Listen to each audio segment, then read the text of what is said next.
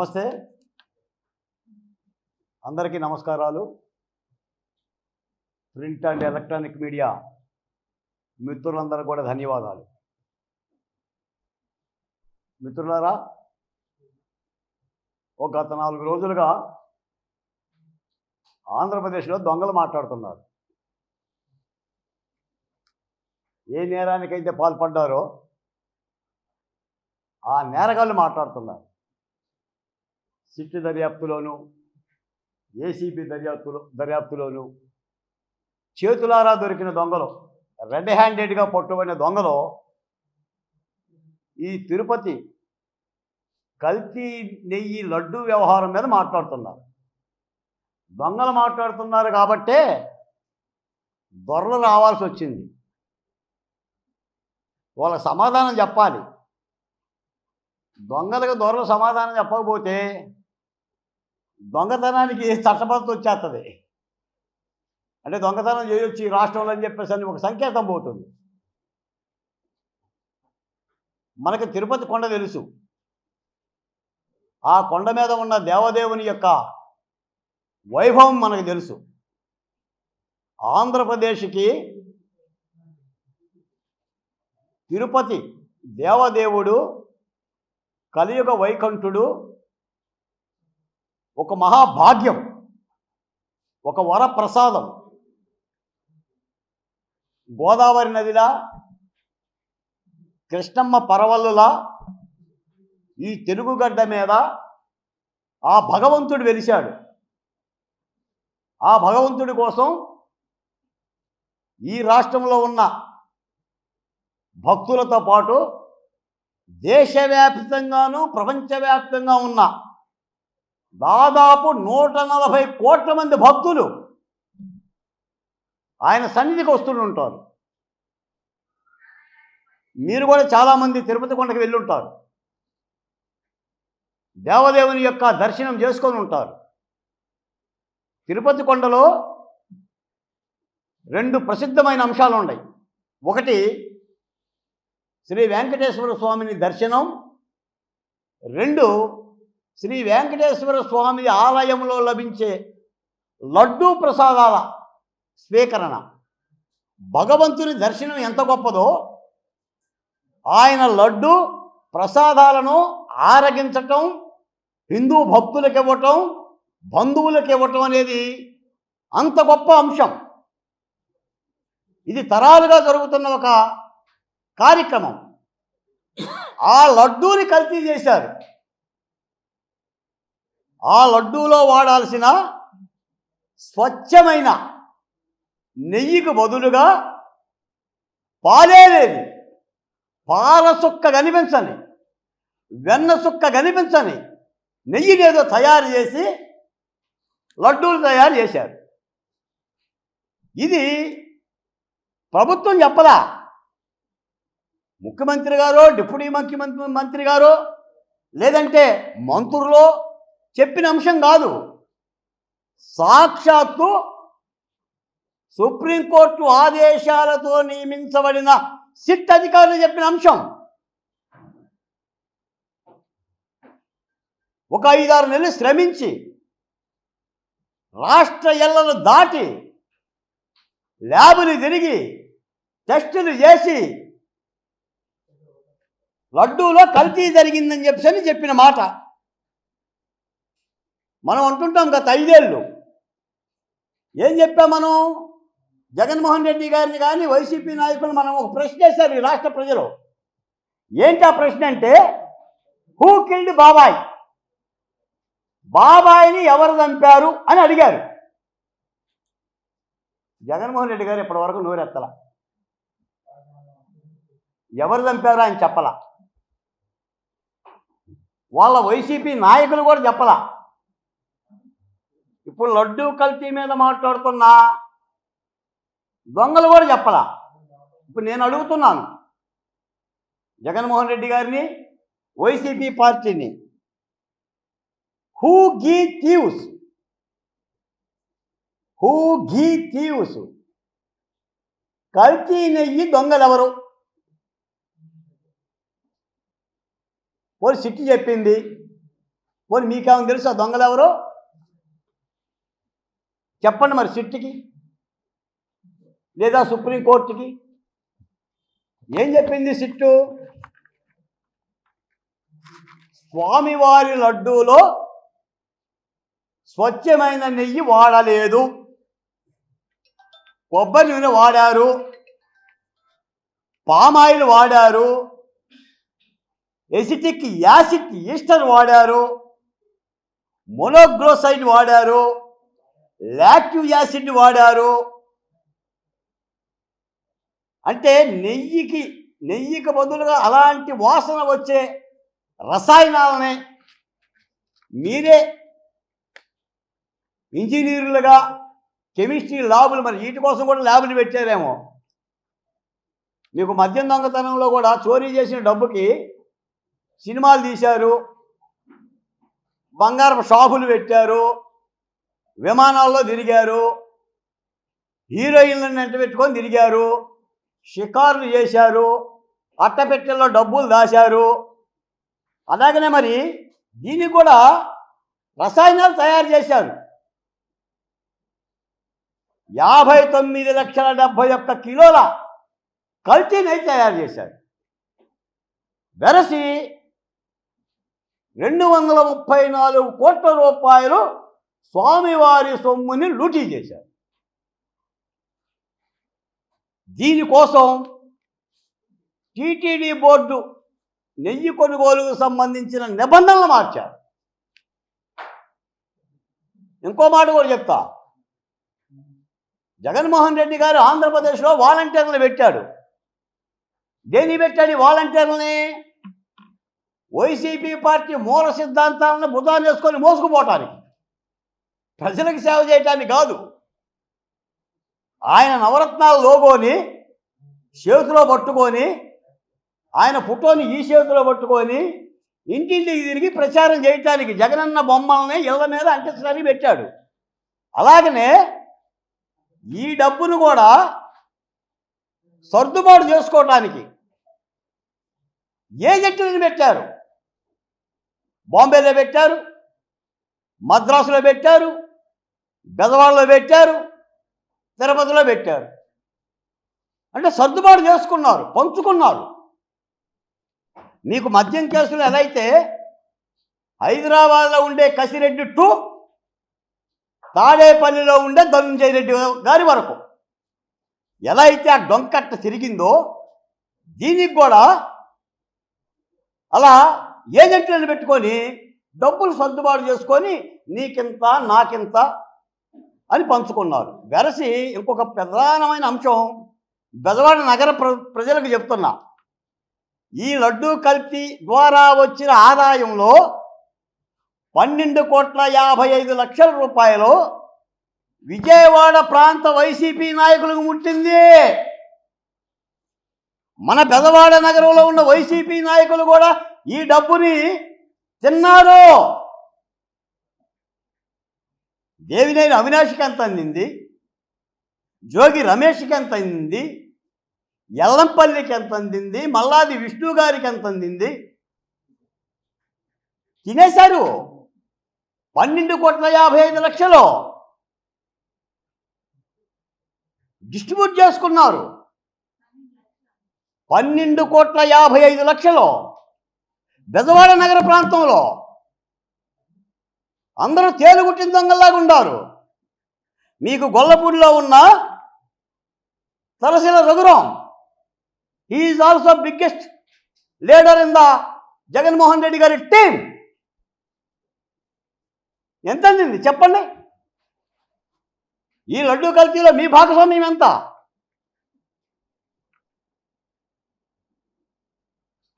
పైగా జంతువుల కొవ్వుగా కలవలేదు, ఆ కొవ్వు కలవలేదు. మీరు చింతామణి నాటకం చూసుంటారు. అందులో సుబ్బిశెట్టి అని చెప్పిన హాస్య నటుడు ఉంటాడు. వాడు పదే అంటాడు, కొట్టింది ఎవరో గుర్తులేదు కానీ లేవదీసింది నన్నేనని. దొంగతనం చేసింది మీరు, సిట్టు పట్టుకుంది మిమ్మల్ని. ఎవరండి చిన్నప్ప? ఎవరి చిన్నప్ప? హూ ఈజ్ ద చిన్నప్ప? చిన్నప్ప వెనకున్న పెద్దప్ప ఎవరు? వైఎస్ సుబ్బారెడ్డి గారు కాదా? వైఎస్ సుబ్బారెడ్డి గారి పిఏ చిన్నప్ప కాదా? అంటే పెద్దప్ప ఆజ్ఞ లేకుండా చిన్నప్ప తన అకౌంట్లో 4,85,00,000 రూపాయలు ఉంటాయా? ఒక పిఏ దగ్గర, ఒక పిఏ అకౌంట్లో 4,85,00,000 రూపాయలు ఉంటాయా? సిట్టి విచారణ ప్రారంభం కాగానే మొత్తం సొమ్ములో 95% వేరే అకౌంట్కి ట్రాన్సాక్షన్ చేస్తారా? మరి చిన్నప్ప దగ్గరే 4,85,00,000 ఉంటే పెద్దప్ప దగ్గర ఎంత ఉంది? పెద్దప్ప మీద ఎంత ఉంది? మీరు అల్లూరి సీతారామరాజు సినిమా చూసుంటారు. చిన్నసార వారు, ఆ పైన పెద్దసార వారు, ఆ పెద్ద సారవారు అంటుంటాడు. ఆ బ్రిటిష్ వాళ్ళ దగ్గర పనిచేసే ఒక పోలీసు బంట్రోతు. అలాగే నీ సార్లు ఎంత దోషం చేశారు అంటే, ఇంత పచ్చిగా విచారణ సంస్థలో మీరు దొరికి చంద్రబాబు నాయుడు గారు క్షమాపణ చెప్పాలా? పవన్ కళ్యాణ్ గారు క్షమాపణ చెప్పాలా? భూమన కరుణాకర్ రెడ్డి ఎవరు గుండు గీయాలి? ఇప్పుడు గుండె ఎవరు గీయాలి? చిన్నప్పరెడ్డితో పాటు గుండు పెద్దప్పరెడ్డికి కూడా గీయాలిగా. భూమన కరుణాకర్ రెడ్డి నీకు గుండు గీయాల్సిన పని లేదా? గుండు గీసి గుడి చుట్టూ తిప్పాల్సిన పని లేదా? నీ గుండు నువ్వే గీసుకొని గుడి చుట్టూ తిరిగి దేవదేవునికి క్షమాపణ చెప్పాల్సిన బాధ్యత లేదా? ఎవడ పరిపాలన జరిగింది ఇది? 2019 టు 24 ఎవరో టీటీడీ అధ్యక్షులు? చంద్రబాబు నాయుడు గారా? పవన్ కళ్యాణ్ గారా? లోకేష్ గారా? పరిపాలన ఎవరిది? మీ పరిపాలనలో జరిగిన దొంగతనానికి కూటమి ప్రభుత్వాన్ని అంటారా? ప్రాయశ్చిత్తం ఉందా మీకు? ఎవరెవరు గుళ్ళు తీసుకోవాలి? ఏనాడైనా నీ పార్టీ అధ్యక్షుడు సతీ సమేతంగా దేవదేవుని దర్శనం చేశాడా? చెయ్యరావు ముఖ్యమంత్రి. మీరు పుట్టినప్పుడు చిత్తూరు జిల్లా. మరి చంద్రబాబు నాయుడు గారు ముఖ్యమంత్రి ఎన్నిసార్లు చేశారు? 4 సార్లు చేశారు. జైల్లో పెట్టాలంటే ఇప్పుడే పెట్టాలా? అప్పుడే పెట్టచ్చుగా. నువ్వు చిత్తూరు జిల్లాలో ఉన్నప్పుడే మీరే చెప్పారు, రాజారెడ్డికి ప్రియ శిష్యుణ్ణి, రాజశేఖర్ రెడ్డికి ప్రియ శిష్యుణ్ణి, జగన్మోహన్ రెడ్డికి ఉత్తమ శిష్యుణ్ణి. అందరూ కలిసి ఉప్మా తిన్నట్టుగా ఉప్మాలే తినేశారు. పోకిరి సినిమాలు చెప్పినట్టుగా ఉప్మాల మీదే బతికారు. మరి ఉప్మాల పంచదార ఉండదా? నువ్వు 33 ఏళ్ళు జగన్మోహన్ రెడ్డి గారికి సర్వీస్ చేయబట్టే కదా నీకు ఆ మద్యం చోరీ బాధ్యత అప్పచెప్పింది. ఏ మూట ఎటు పోవాలి, ఏ మూట ఎటు రావాలి లెక్కలు కట్టింది ఎవరో? నువ్వు కాదా? నిన్న విడుదల కాగానే ఏదో స్వాతంత్ర సమరయోధుల్లాగా, లేదా హక్కుల కోసం పోరాడిన ఒక పౌర హక్కుల నాయకుల్లాగా మళ్ళీ బయటకు వచ్చేసి శాపనార్థాలు. మా పక్కన జోగి రమేష్ గారిని కనుక పలకరిస్తే, రండి గుడికి పోదాం, మీ భార్యను తీసుకురండి, మీ పిల్లల్ని తీసుకురండి, నా భార్యను తెస్తా, నా పిల్లల్ని తెస్తా, ప్రమాణాలు చేద్దాం. కనకదుర్గమ్మ గుడికి పోదాం, లేకపోతే తిరుపతి గుడికి పోదాం. ఇంకో నేను ప్రమాణం చేశాను. ప్రమాణాలు చేస్తారు నేరగాళ్ళు. ఇది న్యాయమూర్తులు చెప్పండి, న్యాయమూర్తి గారు మా మీద విచారణ చేయమాకండి, మీరు రండి ప్రమాణం చేయటానికి అని చెప్పి న్యాయమూర్తిని పిలవండి, లేదా విచారణ సంస్థలు పిలవండి. ఎక్కడైనా దొంగోడు ప్రమాణాలు చేస్తాడా? విచారణ ఎదుర్కొంటాడా? పొద్దున్న నేను డిబేట్లో ఉంటే ఒక ప్రధానమైన ఛానల్లో ఓ నాయకుడు అన్నాడు, నేను బంగారు నగలు దోశాను కానీ బంగారం దొంగిలించలేదంట. బంగారు నగలు మాత్రమే దొంగతనం చేశా, బంగారాన్ని మాత్రం నేను దొంగిలించలేదని చెప్పి మాట్లాడండి. అది కాదా ఇది? ఈ రోజున రాష్ట్రంలో ప్రజలందరికీ అర్థమైంది, జగన్మోహన్ రెడ్డి గారి పరిపాలన చెప్తాడు కదా అన్న, ఏదో జంగిల్ రాజ్యం అని. జంగిల్ కా రాజ్ జగన్, ఎక్కడ జానే అక్కడ జానే.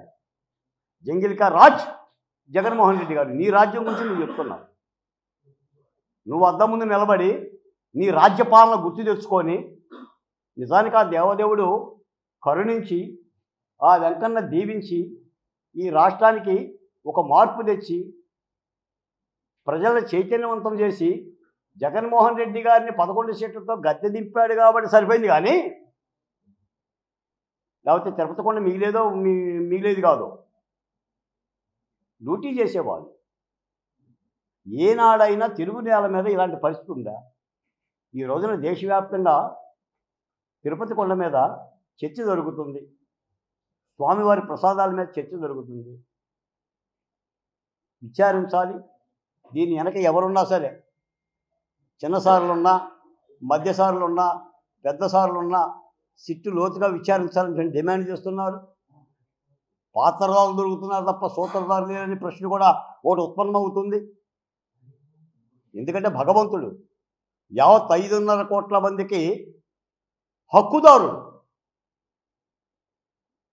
ఆ దేవదేవునికి న్యాయం జరగకపోతే ఈ రాష్ట్రంలో ప్రజలకు ఏం న్యాయం చేయగలుగుతారు? ఏ విచారణ సంస్థ అయినా, ఏ న్యాయ కోర్టు అయినా చెయ్యాలి కదా. ప్రపంచవ్యాప్తంగా భక్తులు వస్తున్నారు కదా తిరుపతి కొండకి. ఈరోజు చూడండి, మీరు ఈరోజు తిరుపతి కొండ మీద ఉన్న లడ్డూలు చూడండి, గుమగుమలాడుతుంది. స్వచ్ఛమైన పాలతో కూడిన నెయ్యితో, వెన్నతో కూడిన నెయ్యితో గుమగుమలాడుతుంది. మీరే కొంతమంది చెప్తున్నారు కదా అన్నప్రసాదాలు బాగున్నాయి, ఇప్పుడు తిరుపతి కొండ చాలా పవిత్రంగా ఉంది అని. భక్తుల సంఖ్య పెరిగిపోయింది. రోజు 1,00,000 మంది వచ్చే భక్తులు 2 లక్షలు దాటేశారు. తిరుపతి కొండకి వెళ్ళడం కూడా చాలా ఇబ్బంది అయిపోయింది. మళ్ళీ కొత్త మార్గాలు వేసుకోవాల్సిన పరిస్థితి వచ్చింది. తప్పనిసరిగా ఈ తిరుపతి లడ్డు మీద నేను ఒక మాటే చెప్తున్నా, చేసిన దొంగలారా ఆగండి. దేవుడి మీద అపవిత్రమైన ప్రచారం చేయమాకండి, రాజకీయం చేయమాకండి. ఒక్కొక్కటి నెత్తిన ₹1 పెడితే పావలా కొండల మార్కెట్లో వాళ్ళు మాట్లాడుతున్నారు. చంద్రబాబు నాయుడు క్షమాపణ చెప్పాలి, పవన్ కళ్యాణ్ గారు క్షమాపణ చెప్పాలి.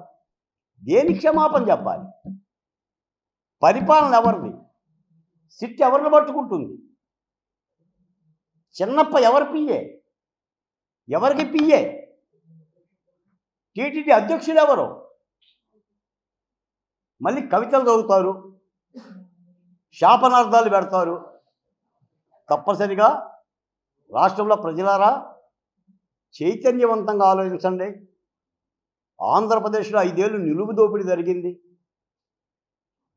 ఒక ఇబ్బందికరమైన వాతావరణాన్ని, రెచ్చగొట్టే వాతావరణాన్ని, ఒక ఆయన అంటాడు వైసీపీ అధికార ప్రతినిధి, ఆల్రెడీ ఎన్నికల మూడ్లో ఉన్నట్టు ఆయన ఎన్నికల మూడ్లో ఉండవు.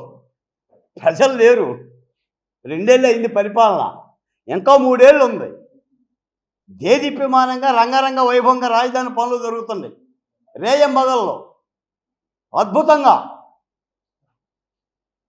కార్మికులు చేమల దండులాగా 20,000 మంది కార్మికులు పనిచేస్తున్నారు.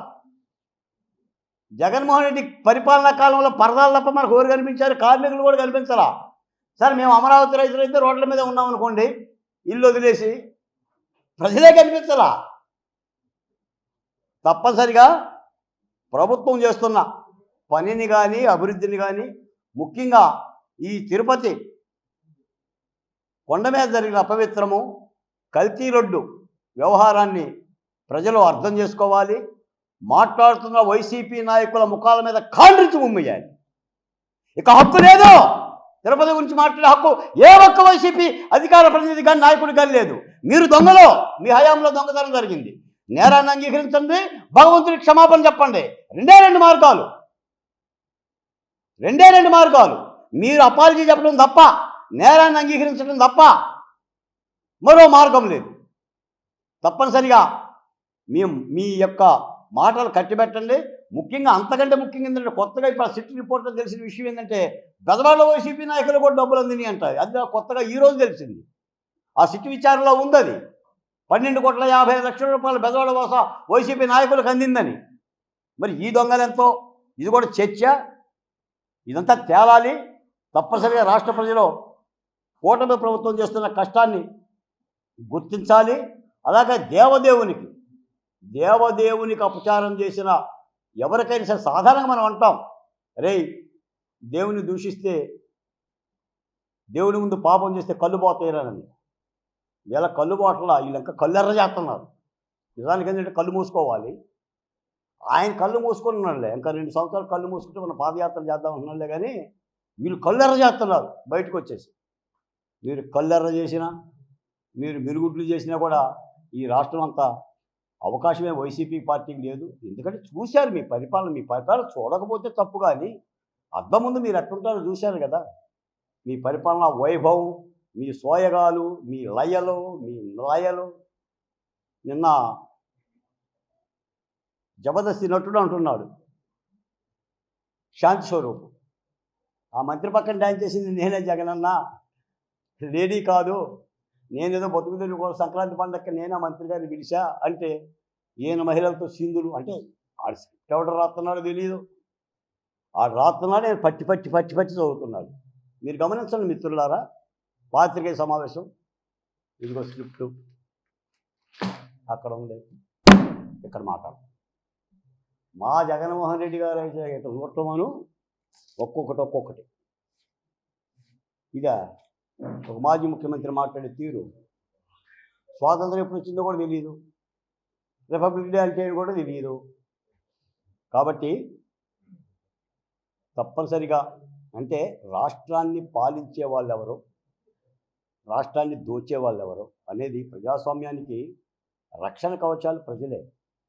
ఎవరైనా పార్టీలు పెట్టవచ్చు, ఎవరైనా పార్టీల్లో పోటీ చేయొచ్చు, భావ ప్రకటన స్వేచ్ఛ ఉంది కాబట్టి ఎవరైనా మాట్లాడవచ్చు. ఆ మాట్లాడుతున్న తీరుల్లో ఎవరిది తప్పు ఎవరిది ఒప్పు అనేది ప్రజలు నిఖార్సుగా నిగ్గుదేల్చాలి. కొంత చైతన్యవంతంగా ఉండాలి. ముఖ్యంగా దేవదేవుని మీద నిందలు చేసేవాళ్ళని, దేవదేవుని అడ్డం పెట్టి రాజకీయాలు చేసే వాళ్ళ పట్ల మాత్రం క్షమార్హంగా ఉండకూడదు, క్షమించకూడదని చెప్పేసి ఈ సందర్భంగా తెలియజేస్తూ నాకు ఇచ్చిన అవకాశానికి విలేకరులందరూ కూడా ధన్యవాదాలు తెలియజేస్తున్నా. జై అమరావతి, జై ఆంధ్రప్రదేశ్.